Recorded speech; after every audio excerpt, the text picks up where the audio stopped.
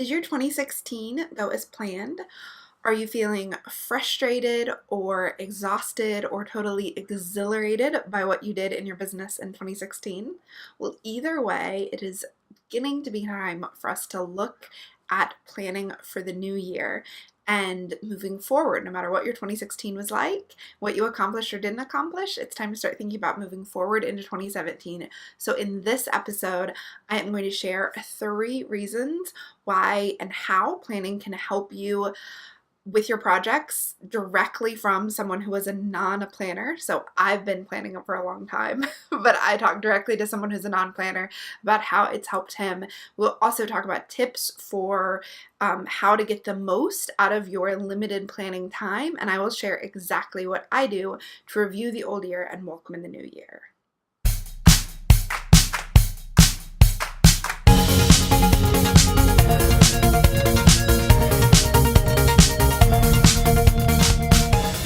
Explore Your Enthusiasm with me, Tara Swiger, where we explore the intersection of making art and making money. Welcome to Explore Your Enthusiasm, episode 136 with me, Tara Swiger. We are going to talk today more about planning for the new year. I know that's on a lot of people's minds, especially as the holidays and December wrap up and you just start to think ahead to what's coming next and what you want to do next. But before we get into that, I need to let you know that the Starship is open right now and it closes this Friday. If you're listening to this when it's released in December of 2016, it's open until this Friday. It has every tool and program I'm going to mention in this episode or in any of my podcast episodes that you've ever heard about are in the Starship library for immediate access when you join, and you can find more at taraswiger.com/starshipbiz. If you are listening to this way later, you can still go to that page. It may be open, it may be closed, but you can sign up for more information if it is closed. So that's taraswiger.com/starshipbiz. Now, let's do like an overview of what I mean by planning in 2017, because I think people who maybe don't regularly plan and break up their projects and create a strategy for what they're going to do moving forward, they have some misconceptions about what it means to plan. And I have looked for so many alternative words to planning because I know it scares some people off, but it really is like exactly what I'm talking about.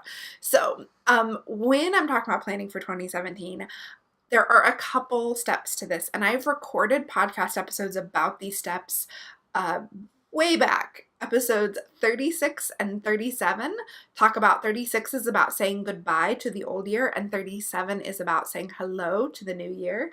I recorded them in 2014 and 2015, which is just a crazy long time ago.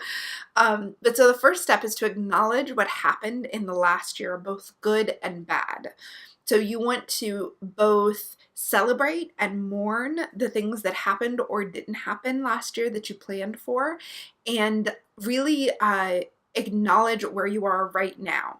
So we don't just do that to celebrate, which of course, as you know from my past podcast episodes, celebrating your accomplishments builds your confidence to do the next thing and builds momentum so you can keep going. That's not the only reason we're doing it. We're also doing it because you need to be clear about where you are right now. Often I talk to business owners and they will say, I'm just at the beginning of this, or I've been doing this forever, I can't believe I haven't had success yet. And when we talk a little deeper, I realize that they're actually not, their how they think about their business hasn't caught up to what their business actually is. So regularly we need to stop and look at where we actually are right now. You've probably been doing this longer than it seems. I know I am always surprised by how long I've been doing this. And then also you have probably accomplished some things that you initially set out to do that you don't even kind of recognize as a major accomplishment. So recognizing that gives you a better feel for where you are right now, for what you have done and what you are good at doing, and what you haven't done yet and what maybe is harder for you to do. So you need to acknowledge what happened in the last year, both good and bad, and then spend some time thinking about the big picture of what you want and why you're doing this. Now, we talked more detail about how to look at the big picture in the last episode, episode 135, where I talked about looking at the big picture in order to get back to work after taking a break. We also want to look at the big picture when you are getting ready to plan any new thing, whether it's a new project or a new event or the new year. So you want to look at like, why are you doing this and why does it matter to you? I talked about all the reasons why looking at the big picture helps in last episode, episode 135. So that's the second part. The third part is to break down that big picture into milestones, prioritize what you care about most, and then break that into tasks for you to do over the next couple of months. So as great as looking at the big picture is, and as useful as it is, we also need to turn that into, what am I actually going to do? And then what am I working towards in the short term? And what are all of the steps I need to do for that? This is where a lot of people just stop. They think about what they want. They think about what they love. Maybe they even like set a goal, like I'd like to hit this number in sales, or I'd like to be at this show or get in this many shops. And then they just stop there and they're like, okay, but I don't know how to do that. Well, the next step is to figure out what are all the things you need to do to make that happen. Now, this is exactly what I guide Starship captains through at the in the first 2 weeks of 2016. We use my Chart Your Stars guide and my map making guide to first look at the big picture, figure out where you've done. We spend a good amount of time saying goodbye to the old year, welcoming in the new year and everything we want, taking the lessons from the old year, applying them to the new year, and then breaking that down into actually what you're going to do in the next couple months to start to move forward. So in the past, this combination of Chart Your Stars plus map making has been exclusive to members of my biggest online programs. But a lot of the people have asked me to make them available in printed format. People who have gone through them already, or people who are like, oh, I want to do that. It's only been available in the past for Starship members, and the Starship isn't for everyone. So I'm looking at making a printed workbook that will take you through these two programs, and I'm looking at doing that by the end of 2016. So if you're interested in that, you can go to taraswiger.com/planner, and if they're not made yet, there's a sign up form there that you can sign up and tell me you're interested, and you will actually have input into these planners, like what I call it. It doesn't have a name yet, what I include in it, what I don't include, and you'll also get early access before anybody else. That's taraswiger.com/planner. Those are still in the works. But if you definitely want to get access and go through this in the first 2 weeks of January with a community of fellow makers and artists, go check out the Starship at taraswiger.com/starshipbiz.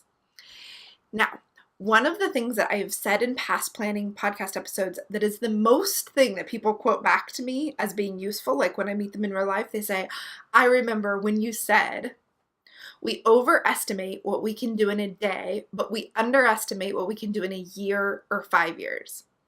Now that is not my quote. I am fairly sure from all my Googling that Steve Jobs said that, or is quoted as saying that most often. A lot of other people have said it in different ways, but that is something I want you to keep in mind. We overestimate what we can do in a day, but we underestimate what we can do in a year or in lots of years.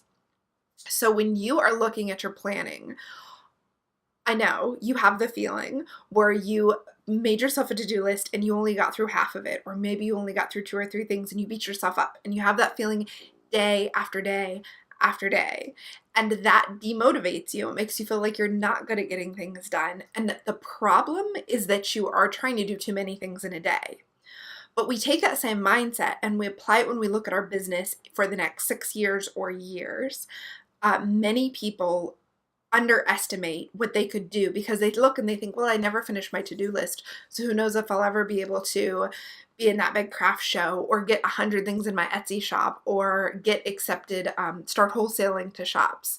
Whatever your big goal is, keep in mind that you can probably do more in a year than you think, and you are overestimating what you're doing in a day, and that's making you feel like you're not getting a lot done, but you can probably get done more than you think in a year. Now, when we are talking about setting aside the time to do this planning, to acknowledge what happened in the last year, to look forward to the new year, to then to break it down into steps. So I want to be really clear. When I'm talking about planning, I'm not talking about just like dreaming of the future and maybe writing down some big goals. I'm talking about making a plan for what actions you're going to do, so that when you sit down to work each week or each day, you know, oh, these are the couple things I need to do to move forward on this goal. You might have a lot of other ongoing projects you do, but you are making forward momentum towards a goal because you've broken it down into steps. Now, I am talking all the time about planning. I have the class where it's all about your best business day, which you can find at tarswiger.com/time. I did a class with Creative Live, and since that, I've talked so often with people. I've taught time management and planning and work days in person and online all over the place, including when I was just in England. And I talk about it so much that it is easy for me to fall into saying the same things about why you should plan. And at this point, I think if you listen to my podcast, you know all of my reasons why you should plan. But I know that it's so easy to just think you don't have time, and it's hard to set aside the time to think about the big picture and then boil it down into what you're going to do. So because this is so important, and yet I know I've said so many of the things over and over, I asked Jay this morning when I was talking to him about what I was going to podcast about, and in case you don't know, Jay is my husband and he's also the producer of this podcast. I asked him, I said, well, you have to know this first about Jay. He is not a planner at all. This process that we go through with map making, where you take a big goal and you break it down into steps and then you work on the steps each day and each week, that is how my brain processes projects ever since I can remember. It's how I broke down writing papers in college. It's how I break down any big goal, like I want to read 100 books in a year. It's just how my brain works. It is not how his brain works. And over the years, I've tried to encourage him to break down some of the bigger projects into steps. And every year, I make us sit down and talk about what our goals are, like as a couple and as a family, and what we want to do in the next year. And he has always resisted like that breaking it down step. But in the last few years, he's worked in more small businesses, he's worked in his local comic shop, and he's been working on increasingly bigger projects that he cares about more than ever. So in doing that, he started to come around. And a couple months ago, he actually asked me if we could do map making on one of his biggest projects, if we could break it down into like what he needs to do each week, because it was looking so overwhelming to him.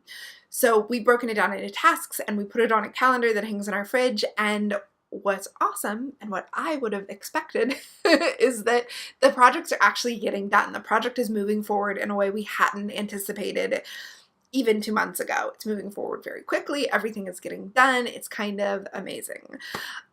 And the reason why I expected this is because I have seen this in hundreds of small businesses that have gone through my map making program, that have done Chart Your Stars inside the Starship. People email me every quarter that I get new Starship captains. After about a month, I start getting emails saying, holy cow, the process of charting your stars, the process of map making is worth everything I spent.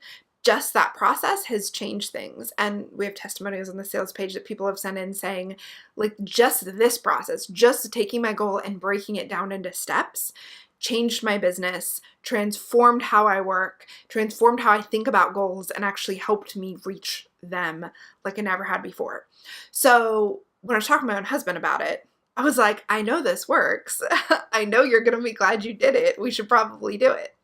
So that's kind of like what's been going on with us for the last 6 months, as he started planning on and helping or letting me make the plan for the projects he's working on. So I asked him this morning, I said, if you were telling another small business owner, particularly one of our friends who's a small business owner who doesn't currently do any future planning, if you were telling him why he should sit down and plan out the next couple months, why he should break his goals down into doable steps, what would you say to him? Jay said a couple things. The first is that it makes a project seem less monumental. In the beginning of the project we're working on now, which is putting together a business plan to buy the local comic shop, that plan is ginormous. It seems giant. We did not even know where to start. So then the first step is like, figure out what are the steps in this process. So you can do internet research, which I did for a while, but we talked to the local small business association guy, and he told us all of the steps. He told us what we needed to do in what order, but those steps were still really big and seemed unmanageable and just seemed kind of crazy. So then we broke it down into months, and then we broke it down into weeks. So if step 1 is like this part of the business plan, we're going to do that this week. If step 2 is talk to 3 banks, we're going to make those appointments over the course of this week. And when you do that, so we did that, and then I told Jay, the trick is only look at the week ahead. You stop looking at the big list, because that's what makes it overwhelming. And I've told this to so many of my students and Starship captains. You make the big list of everything you need to do, but then you stop looking at the big list and you just look at the part of the list in front of you. You just look at the next step. That takes the just ginormousness of any project and makes it so much more doable. So if you are looking to get some wholesale accounts, you don't look at all of the steps. You look at what's right in front of you. First, creating your catalog or your line sheet, or emailing 10 shops, or going into 5 shops, or getting the application for the wholesale show. You just do the thing in front of you. You can't do all of the steps at one time. And we were actually just talking about this last night. We were saying, as we were working on the business plan, this is actually a completely crazy thing for 2 people with a degree in French and history to do. How in the heck do we think we're going to do this? And he was saying, the fact that you take this business plan and that all the banks and loan officers we've talked to take the business plan so seriously and take this idea so seriously is actually giving me faith to take it seriously and making it seem like not such a crazy thing.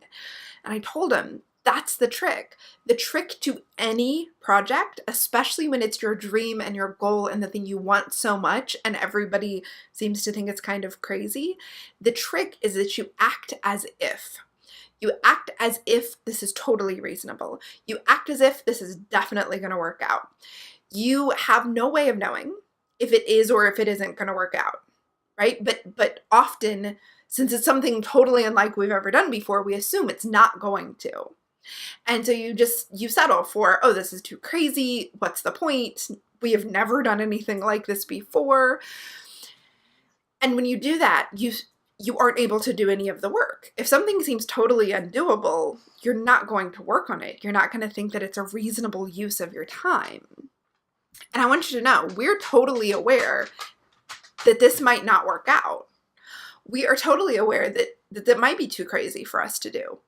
But focusing on that part of it is no help at all. That does not move the project forward. That does not bring us to the point where someone else would decide if we can or can't do it. It actually stops us from ever making it a possibility.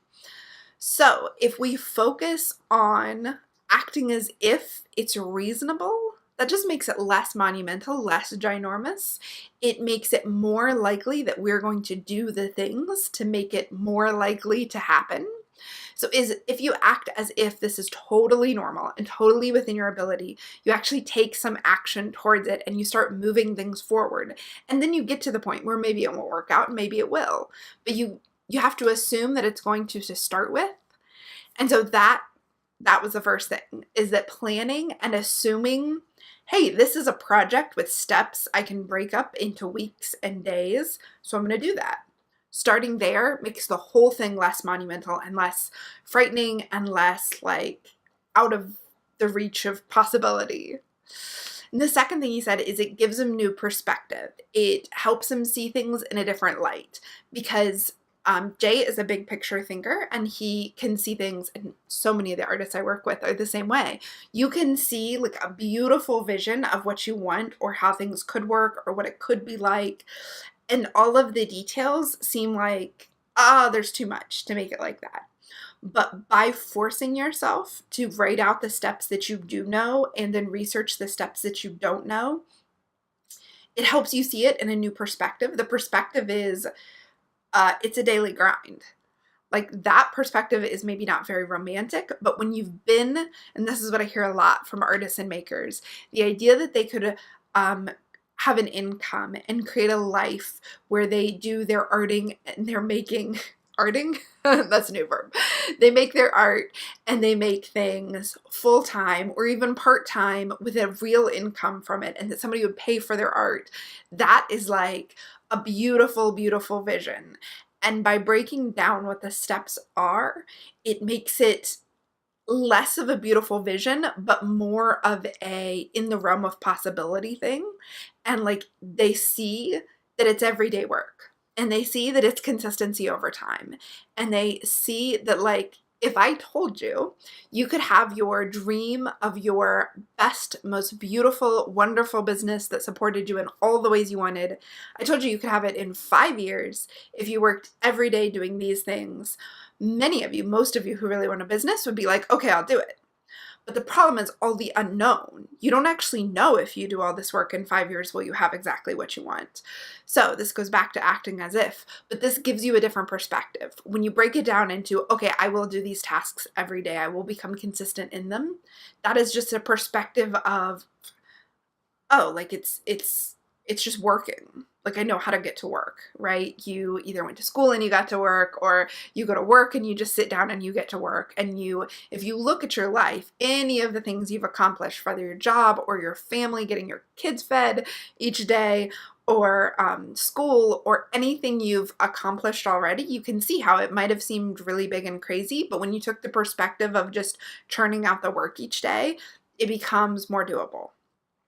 So planning gives you a different perspective. It helps you see things, not just from the perspective that it's doable, but maybe from just a different perspective of like, you thought working with wholesale would be like this or that. And then when you actually make a plan, you realize it's kind of different. So anything that is a dream of yours, so when you make it into doable steps, you're going to get a different perspective on it. The perspective might tell you it's actually not what you wanted. The perspective might tell you it's even better than what you wanted, but you just get a different, you'll be able to see it from a different vantage point. Now, the third thing, and this is the big one, is that planning provides you steps to follow on days when you are too overwhelmed to think. And this is the big benefit Jay said he would tell our friend who doesn't do any planning ahead of time. This is what he said. That guy has to think in the moment every day and make decisions every day in the moment. But when you plan, it's like you've already pre-thought it all out. You actually took time when you had energy and you had focus, and you made a bunch of the decisions that then, day in and day out, you just implement. And when you've already pre-thought it out, when you had time and you had energy, they're going to be better decisions. When you act in the moment, especially when you act from a place of lack or scrambliness or scaredness, you don't make as good decisions. When you can step back and make, okay, I'm definitely going to do X, Y, and Z over the next month, and I'm going to not do A, B, and C. In the moment, you're not always wondering, oh no, should I work on A or should I work on Z? I don't know which one. Right? You make those decisions ahead of time so that when you feel scrambly, when you feel overwhelmed, when you feel broke, when you feel whatever, you're not like just lashing out and making the decision that's right in front of you. It will also keep you from making the easy, lazy decision. So when you plan, like, this is a great example. I have a weekly podcast. I have to record the podcast every week. I write the podcast, record the podcast, etc. every week. Because I've pre-made that decision, then when today was rainy and I didn't want to go out and I didn't want to do anything or get out of my PJs, I've already made the decision that I'm recording my podcast today. So I can't just fall into, well, I don't think I'm going to. I was actually just talking about this with a Starship captain in our recent chat. She is going through some stuff, and she was trying to decide if it would be better to give herself time off and not take on this new project, or if it would be better for her to have this project so she had something she had to work on, which would kind of keep her going and keep her, working even when she doesn't feel great. And asked her some questions to help her decide, like sometimes you just really need time off. And then sometimes you need to make some commitments so that you will keep working and you will keep really just like your mood up and your productivity and your motivation, even when you're not having a great time. And we talked about, it's not, I can't just tell you a flat answer. you should always have commitments and you should always work, or that you should always take a step back and stop working. Because I know when you stop working completely, it's so much harder to get back into it. And also, if your business is something that brings you joy and pleasure and comfort, not doing that can be not great for your mood or your recovery or whatever you're going through in your life. So making the decisions, planning what you're going to do ahead of time can keep you from having to make the decision in the moment. That's going to make you make better decisions. It's going to have you become more consistent because you can make those decisions about consistency. And it's just going to help you get through hard times. Like when you're having a really rough day and you got a mean email or you got a bad review or something unpleasant happened, but you've already decided that you're going to do X, Y, and Z this week on this Wednesday, then you just sit down and do it. And that pre-deciding can help a lot. We've talked a lot in the last year about things that can be hard in your business. We've talked for multiple podcast episodes about taking a break or taking a leave from your business. We talked earlier in the year about depression and anxiety. We've talked about all kinds of things that can stop you and hurt your motivation and just life stuff that you have to deal with.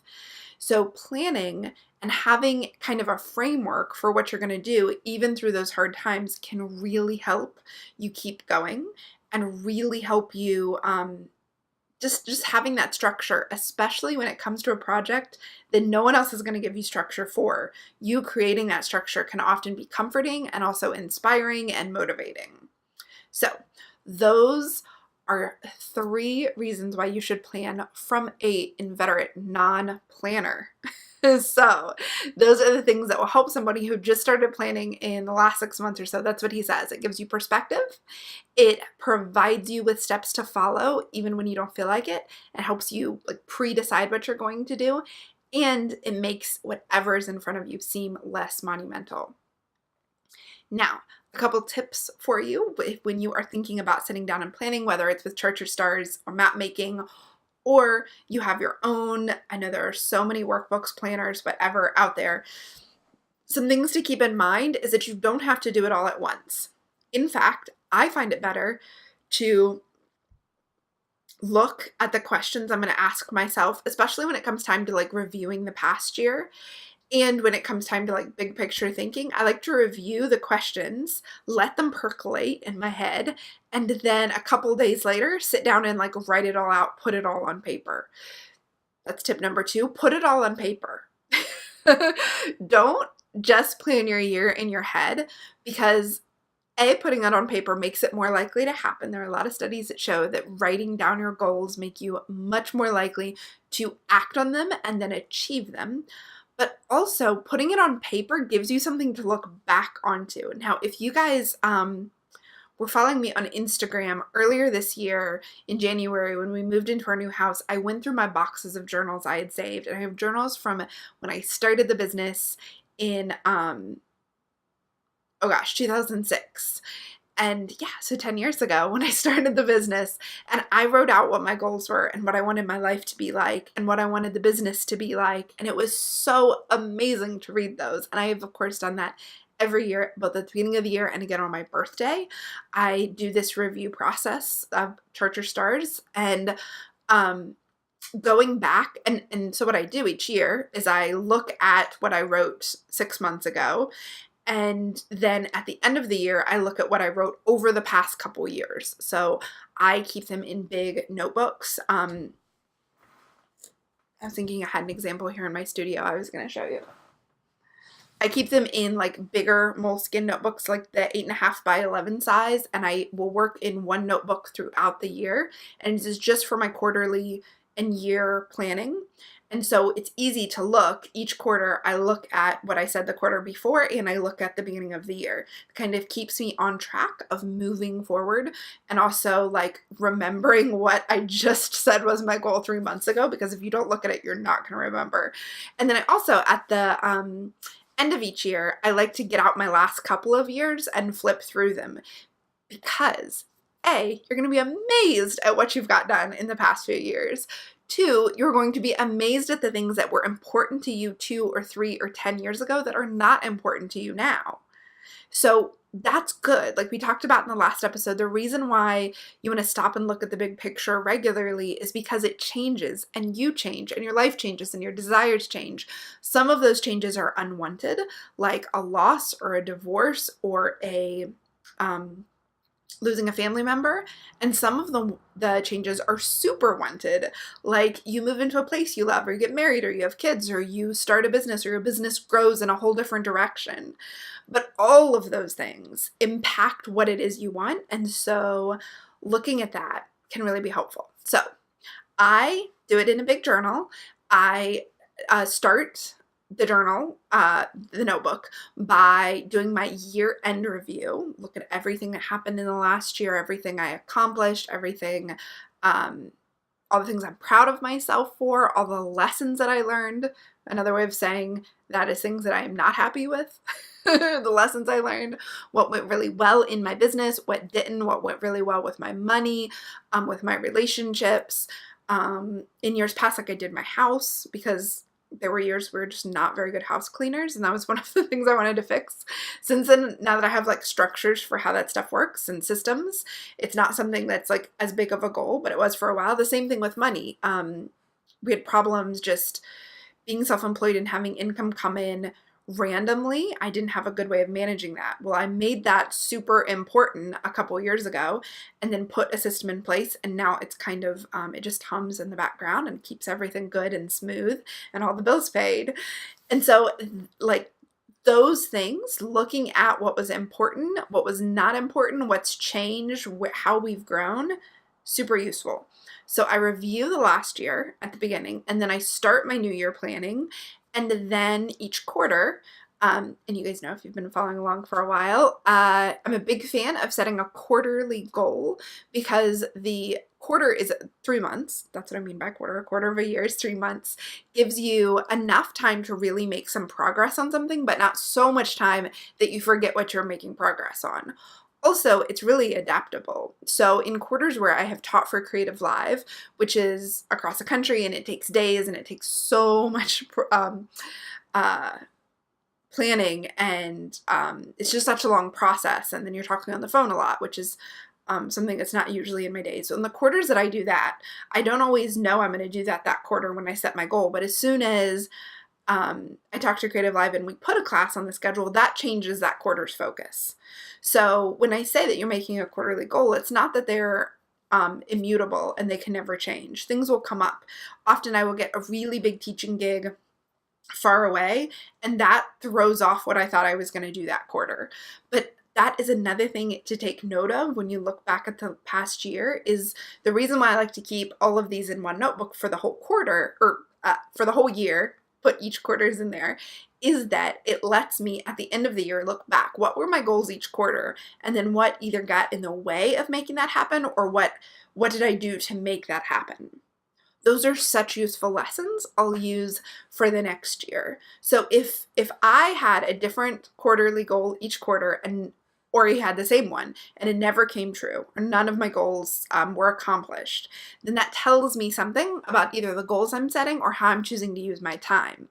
So in my case, in the instance of taking a job, in England, like taking jobs there, if those sidetracked a goal that really mattered to me more than travel did, then I would need to look at my decision-making process for taking teaching jobs. Now, the opposite is actually true.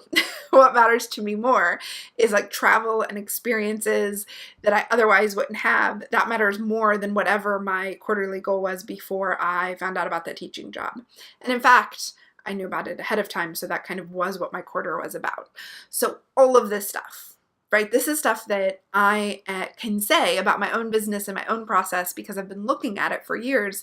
But if you're just starting, this is what you keep in mind, is if you put it in one place and you put it in writing, it's going to be so much easier for you to go back to it and for you to learn lessons from. And that's really what we want to do. Yes, we want to celebrate. You want to acknowledge how far you've come. You want to relook at what your goals are, but you also want to learn from what you're doing. So you're not just constantly spinning your wheels and like learning the same lessons i.e. making the same mistakes again and again and again. You want to have it in writing somewhere so you can learn from it and then change and move forward. So the last thing I want to say about planning is you want to do it in a way that works for you. So I told you that I do mine in a book, and I each quarter go back to the book and write about that quarter and make my map for that coming quarter or make my plans in the same book. That's what works for me. What works for you might be one of these very pretty planner calendar-y things. It might be a bullet journal. It might be, there are so many options for how you do it. Some people do it on index cards, on cork boards, right? However it works for you, works. Do not try to fit yourself into someone else's mold. This is one of the reasons why I don't talk a lot about using a specific like weekly or monthly planner. Like, right, there's Filofax and there's like pretty planners you can get from craft stores, and there's all kinds of stuff. And when I say planner, I mean like the weekly, monthly days, right? Like, everybody I've talked to has had to go through a couple different formats before they hit on one that they actually used. That's all that matters, is that you find one that you'll actually use and that you can actually learn the lessons of your business from.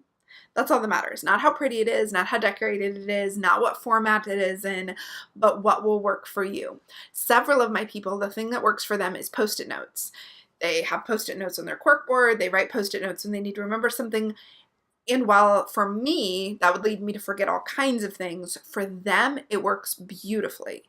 So you want to find what works for you. If you're a visual person, you might need to have it visually. That's why the last step in the map making guide is you actually make it a physical, visible map of all of the steps so you can see and move through them visually, because so many of the people I work with are visual artists. They need to see it visually.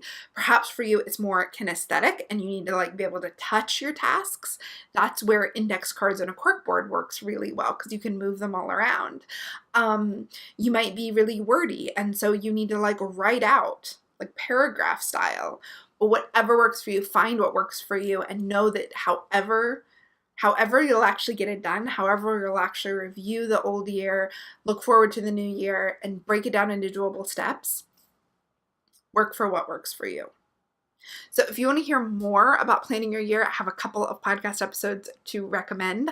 Last December, I talked about 7 principles for having a great year. That still applies. That's episode 87. In episode 36, which was in 2014, I go over my year-end review process. It's pretty much the same since then. And at the beginning of 2015, I talked about welcoming the new year, the process of making bigger plans for the new year. So if you want to listen to any of those episodes, it was episode 36, 37, and 87.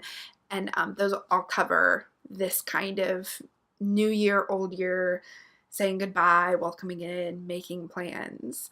Again, if you are interested in getting the physical printed workbook, which is brand new and doesn't have a name yet, you can go to taraswiger.com/planner, sign up there. That lets me know that A, there are people interested in it other than the people who have emailed me or talked to me in person. B, I will ask you for your input on what I actually include.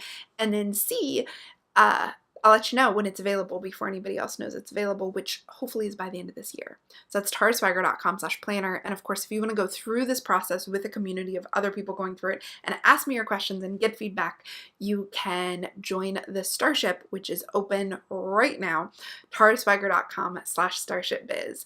Thank you so much for listening. Thank you for being here. And I wish you really great New Year planning, and I'll talk to you again next week.